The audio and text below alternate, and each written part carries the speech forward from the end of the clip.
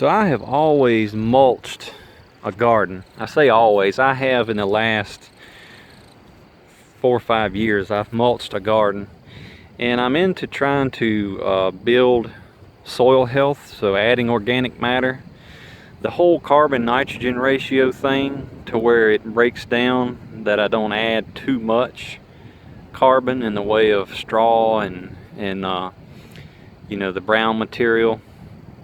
I'm working on that, but I'm a big fan of not having to hoe weeds, not having to chop and dig and slop around in muck to get produce after it's rained.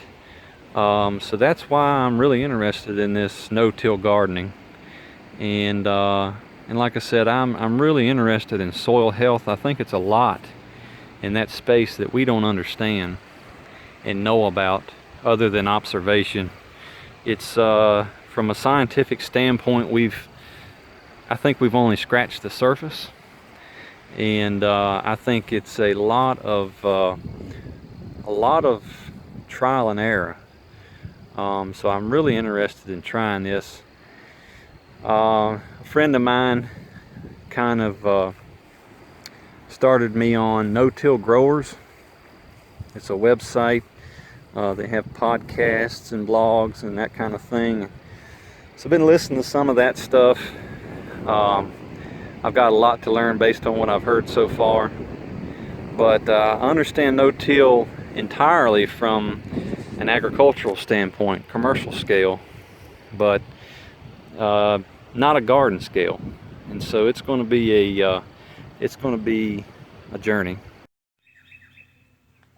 We had 2 inches of rain at least last night. These puddles, this puddle extended all the way across the driveway, and that came down within about 2 hours. It was pouring rain. Grass is squishy here. You can see the rain puddled up on the tarp here. And you can imagine if this was bare ground, what these little plants would look like. It would probably be mud washed all the way down to the next garden there. And this held up pretty amazing. This is the third of the garden that has the light fabric over top of sod covered in straw, and it did a pretty great job.